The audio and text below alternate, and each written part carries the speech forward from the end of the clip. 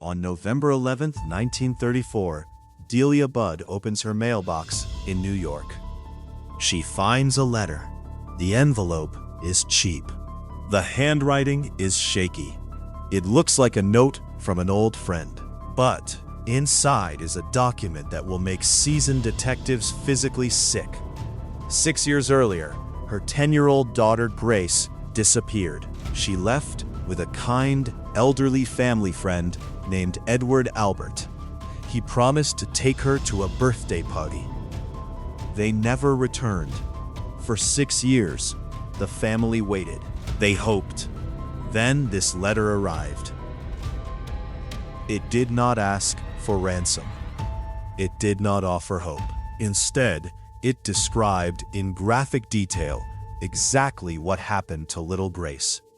The details were too horrific to print in the newspapers. Delia screamed. She dropped the papers onto the kitchen table. Her son ran in. He read the first few lines and immediately called the police. The writer did not sign his real name, but he made a massive mistake. He used a very specific piece of stationery. It had a small emblem on it. An emblem belonging to a private chauffeurs benevolent association. Detective William King takes the case. He tracks the stationery to a rooming house on East 52nd Street. He learns the room that was rented by an old man. He matched the description of the man who took Grace. His name was Albert Fish. He was 70 years old. He looked harmless. He wore a neat suit. He had a soft voice, but behind that face was a terrifying mind. King sets a trap. He waits at the rooming house. On December 11th, 1934, Fish walks in. King arrests him. When police search his pockets, they find a small box. Inside are needles. Dozens of them. Fish inserted these needles into his own body for years. An X-ray of his body reveals over 20 needles. This was not just a killer. This was a man who craved pain, both giving it and receiving it. He confesses to the murder of Grace Budd, but he does not stop there. He starts talking about other children. He claims he has victims in almost every state. He speaks with a calm, matter-of-fact tone. He remembers dates. He remembers locations. He remembers what they wore. He even describes taking a young boy named Billy Gaffney. The police are stunned by his memory. The trial begins in March 1935. The courtroom is packed every single day. People want to see the face of the boogeyman. Fish sits quietly. He looks like a tired grandfather. His defense team tries to argue insanity. They bring in psychiatrists. They show the X-rays of the needles. They describe his bizarre home life. They argue no sane mind could do these things. They say he is a sick man who belongs in an asylum. But the prosecution has a different angle. They show the letters. They argue. The letters prove he knew exactly what he was doing. You would have sat next to him on the subway. You would have held the door for him. He was 58 years old in 1928. He had white hair. He had a kind, tired face. He wore a cheap gray suit. His shoes were dusty. He looked like a grandfather who forgot his way home. But Albert Fish was not lost. He knew exactly what he was doing. He lived in crowded rooming houses across Manhattan. He paid his rent on time. He spoke in a soft whisper. People called him polite. He held doors. He tipped his hat to women. He lived in the middle of New York City. 6 million people lived there then. It was the perfect place to hide. Nobody looks at an old man twice. He had 6 children of his own. He raised them alone after his wife left. To his kids, he was quiet. Sometimes he cried for no reason. Sometimes he read the Bible for hours. But mostly, he was just there, a silent figure in a small room. In June of 1928, he called himself Frank Howard. He put on his best suit. He knocked on the door of the Budd family. They lived on West 15th Street. They were poor. They needed money. This polite old man offered their teenage son a job. He said he had a farm in New Jersey. He promised $15 a week. That was a lot of money back then. The family was thrilled. They welcomed him inside. They gave him tea. While sitting in their kitchen, he saw 10-year-old Grace. She was wearing a flower in her hair. He changed his plan. He asked if Grace could come with him to a birthday party. He promised to bring her back by 9 that night. The mother hesitated, but this man seemed so gentle. He looked like a harmless grandfather. She said yes. Grace put on her coat. She held the old man's hand. They walked down the stairs together. They walked into the crowded New York streets. Nobody noticed them. A little girl and an old man. They looked like family. They took the train to Westchester County. He took her to an empty stone cottage. It was called Wisteria Cottage. It was isolated. The party did not exist. There was no farm. There was only the old man and his thoughts. What happened next is too dark to say. It took 6 years for anyone to find out. For 6 years, the family waited. They hoped she was safe. They thought maybe she was adopted by a rich family. But the old man was still walking the streets of New York. He lived in cheap hotels. He ate at cheap diners. He read the newspapers. He saw the missing person posters. He saw his own fake name in the news. He did not run. He did not hide in another state. He stayed right there. He liked the noise of the city. It drowned out his own mind. He kept a small wooden box under his bed. Inside were newspaper clippings. They were all about Grace. He read them every night. He liked to remember. He felt like he owned a piece of history. But he got lonely, or maybe he got bored. In 1934, he did something stupid. He wrote a letter to the mother. He used a specific type of stationery. It belonged to a private club. He wrote down every detail of what he did. He thought he was too smart to get caught. He did not sign his name, but he left a clue. The paper had a watermark, a small symbol of a chauffeurs' union. Detective William King took that paper. He visited every lodging house in the city. He spent weeks looking at guest registers. He matched the handwriting. He found the old man in a small room on East 121st Street. When they caught him, they took an X-ray of his body. They found 29 needles shoved into his pelvis. He had put them there himself. He liked the pain. He smiled during his trial. He looked like he was watching a play. The jury took less than an hour to find him guilty. They sent him to the electric chair at Sing Sing. He helped the executioner strap him in. He said it would be his ultimate thrill. Think about that the next time you walk down a busy street.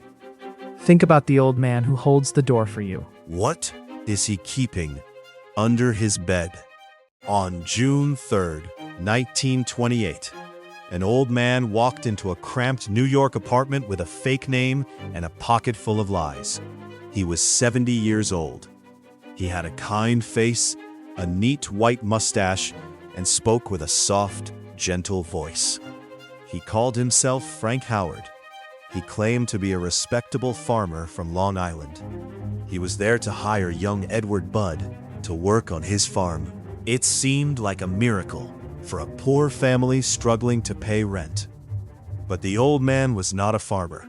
His real name was Albert Fish, and he did not want a farmhand. The Budd family gathered around this polite stranger in their small kitchen.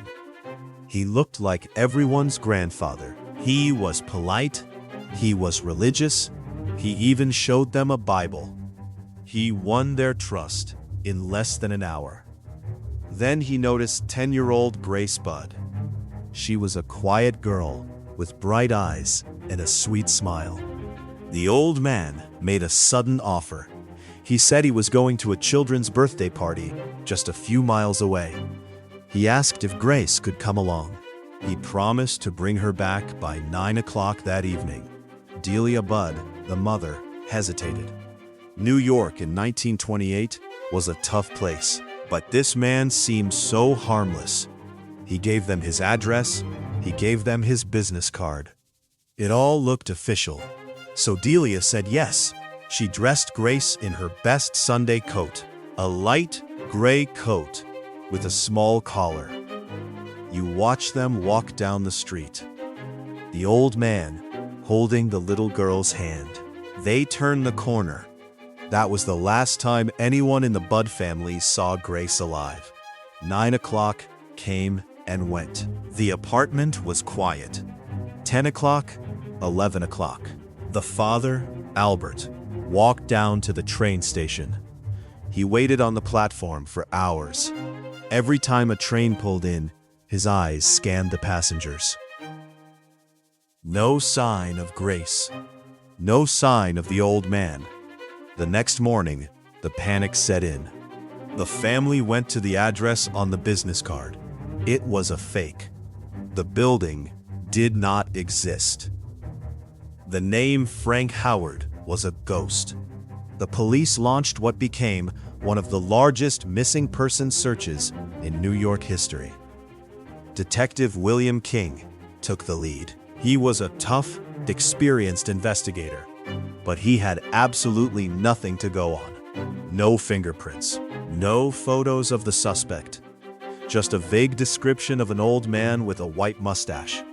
They searched the woods. They dragged the rivers. They checked every farm in Long Island. Nothing. Tips poured in by the hundreds. Every single one led to a dead end. Weeks turned into months. The newspapers stopped printing updates. The public moved on to other tragedies. But for the Budd family, time stood still. Imagine sitting in that same apartment for 6 years. Every knock on the door makes your heart jump. Every time the phone rings, you hold your breath. You look at her empty bed every single night. You wonder if she is cold. The worst part is the silence, the absolute lack of answers. Then, on November 11th, 1934, the silence broke. A letter arrived at the Budd home. It was written on cheap, yellow paper. The handwriting was neat, almost elegant. There was no return address, no signature. But as Delia Budd read the first few lines, the room went cold. The writer knew things only the kidnapper could know. He described the gray coat Grace wore. He described the way she walked. And then, the writer did something unspeakable. He did not ask for money. He did not apologize. Instead, he explained in graphic, agonizing detail exactly what he did to Grace Budd after they left the apartment. He wrote about a lonely cottage in Westchester County. He wrote about a knife. He wrote about what he did to her body. It was a confession of pure malice. It was designed to torture the family, but the writer made one critical mistake.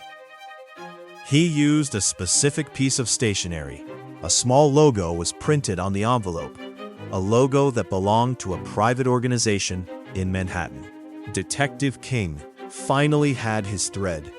He pulled it, and the monster who had been hiding in plain sight for 6 years was about to be dragged into the light. For 6 years, the file sits on a shelf. 6 years of dust, 6 years of dead ends.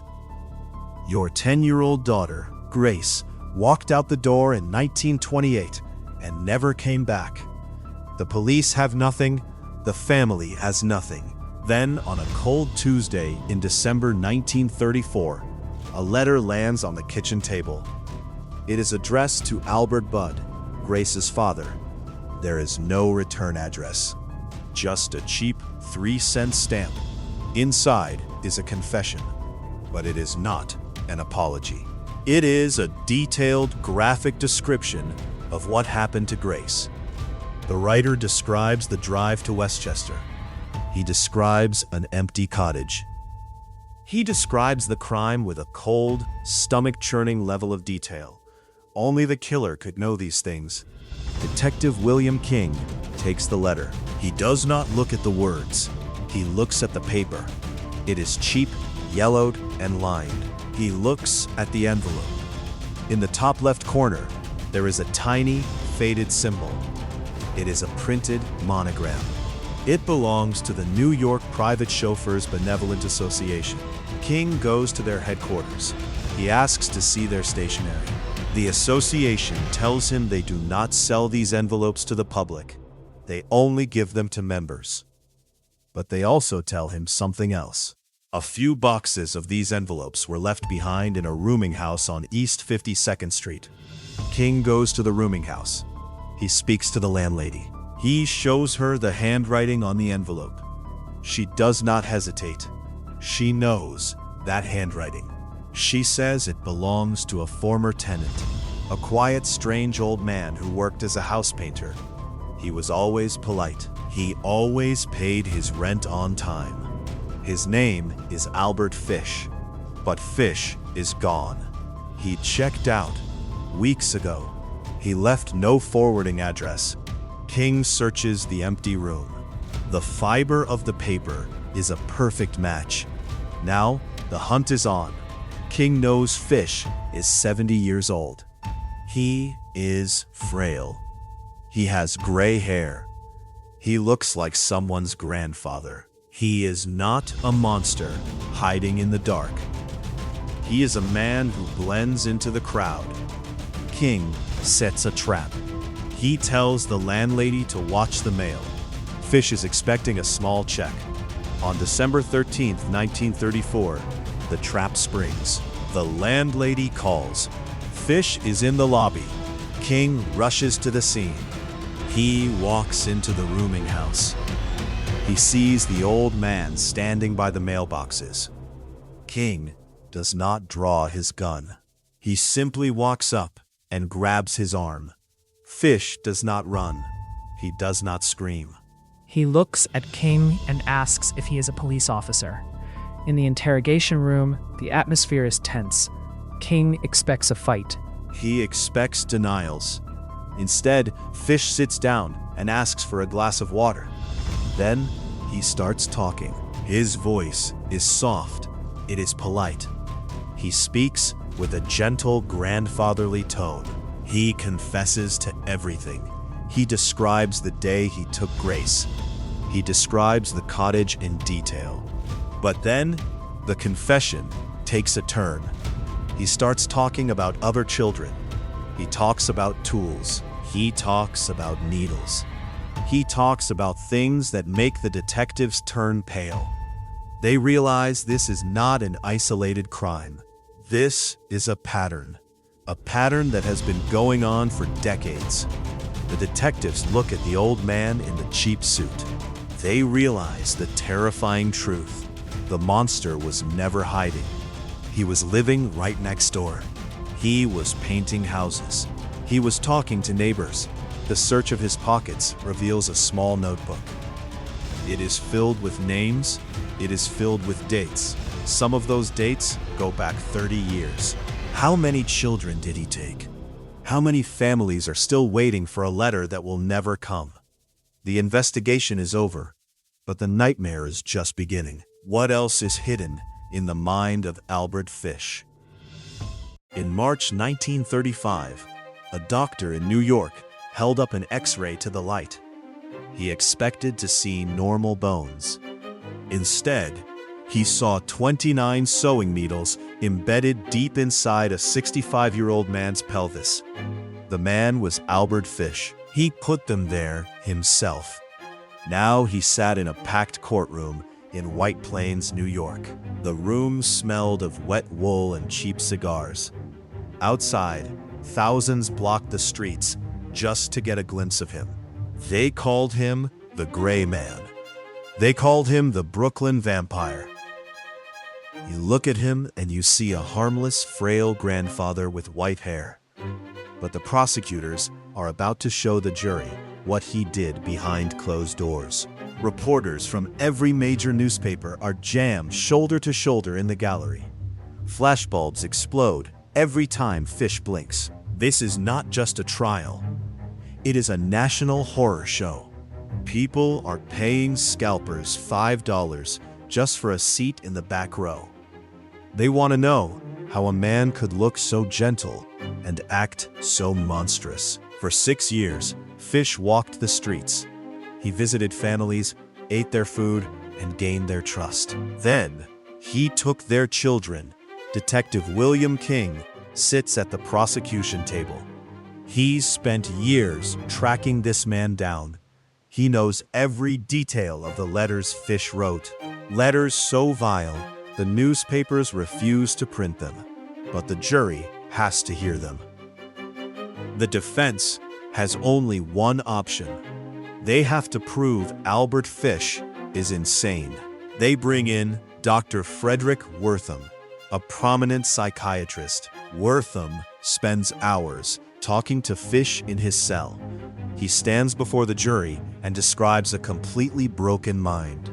He explains that Fish enjoyed pain, his own pain. The needles in his groin were just the beginning. Fish tells the doctors he wanted to be punished. He hears voices and believes he is on a mission from God. The courtroom is dead silent as Wortham lists the details.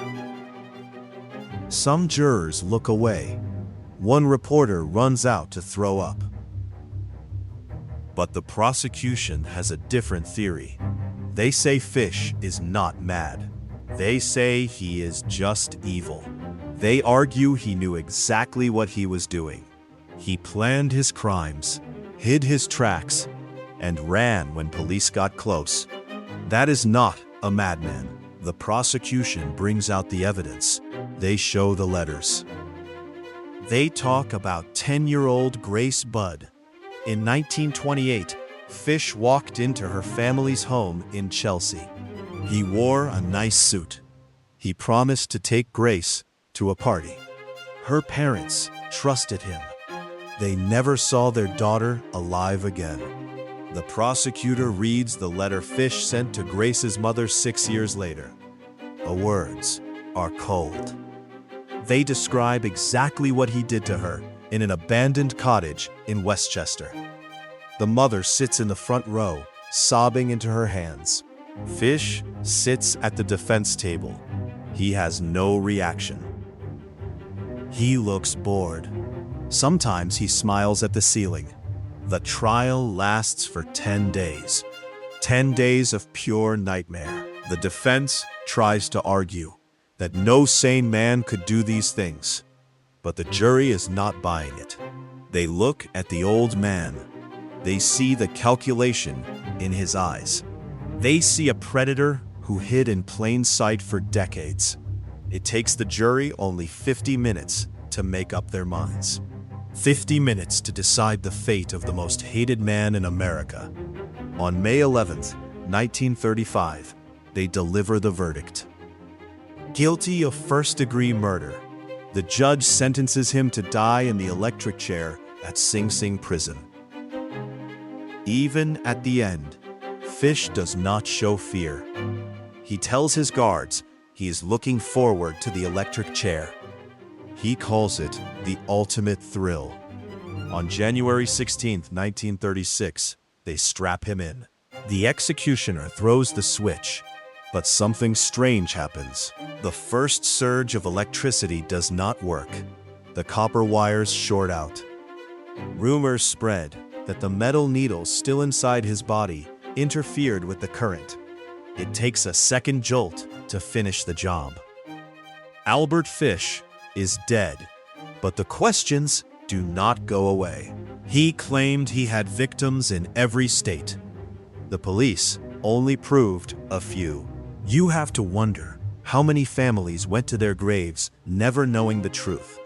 And you have to wonder how many people like Albert Fish are walking down your street right now, looking like someone's harmless grandfather. On January 16, 1936, a guard flipped a switch. The electricity surged. The old man in the chair did not struggle. But the doctors found something impossible. They took an X-ray of his pelvis. They found 29 sewing needles embedded deep inside his flesh. He had put them there himself. Over years, nobody had noticed. This was Albert Fish. He was 70 years old when he died. To his neighbors, he was a harmless grandfather. He wore a gray suit. He spoke softly. He carried a Bible. He offered to take children to birthday parties. He looked like the safest man in New York, but he was the most dangerous man in the city. His arrest in 1934 shattered a massive illusion. For 10 years, children vanished from Manhattan. The police had a theory. They were looking for a brute. They looked for someone young. They looked for someone strong. They looked in the alleys and the docks. They never looked at the polite old man. They never suspected the grandpa who helped carry groceries. Detective William King changed everything. He spent 6 years on a single cold case, the disappearance of 10-year-old Grace Budd in 1928. King had almost nothing to go on, just a family who trusted a stranger. And then a letter arrived. It was addressed to Grace's mother. It was written on stationery from a chauffeurs union. It detailed the most horrific acts imaginable. The writer described exactly what he did to her daughter. He was proud of it. He signed it with a fake name. But the handwriting was real. King did not stop. He tracked that paper to a rooming house on East 52nd Street. He found a man named Albert Fish. When King arrested him, Fish did not run. He did not fight. He just asked for his coat. He had a small box of tools in his pocket. Saws, cleavers, needles. The trial horrified the nation. People lined up for blocks outside the courthouse. They wanted to see the monster, but they only saw a fragile old man who couldn't hear well. The defense argued he was insane. They brought in doctors who said his mind was completely broken. The prosecution argued he knew exactly what he was doing. They said he planned every step. The jury found him guilty in under an hour. They wanted him gone. But the story did not end at the electric chair. The legacy of Albert Fish changed how we see danger. Before this case, people left their doors unlocked. Parents let their kids play in the street until dark. They trusted elderly neighbors without question. After 1936, that trust died. It had to. This case forced police departments to change their entire strategy. They realized they could not rely on physical profiles alone. They had to understand the mind. Modern police profiling started with cases like this. It was the starting point for behavioral science. It proved dangerous people do not look like monsters. They look like us. Today, the documents sit in dusty archives. The photographs are fading. The streets he walked are busy with tourists now. But the lesson remains. We want to believe we can spot a threat. We want to believe evil has a specific face. We think it looks angry. We think it looks wild. But history shows us something much more terrifying. The most dangerous person is the one who offers to help. The one who smiles. The one who looks like he could not hurt a fly. Nearly a century has passed. The files are yellowed. The ink is dry. But the question still hangs over every quiet street. He walked among us unnoticed. Who is walking past you right now? Who is watching from the window across the street? We like to think we are safer now. We have cameras. We have DNA tracking. We have databases. But those tools only work after someone is caught. They do not stop him from knocking on your door. They do not stop you from opening it. The letter arrived on June 9th, 1934. It was written on cheap, yellowed paper. The handwriting was neat, almost polite, but the words inside were the stuff of absolute nightmares. Albert Fish wrote to Delia Budd, the mother of the 10-year-old girl he had stolen 6 years earlier. He did not ask for money. He did not offer hope. Instead, he described, in agonizing, graphic detail, exactly how he killed and ate her daughter, Grace. He even mentioned the taste of her flesh.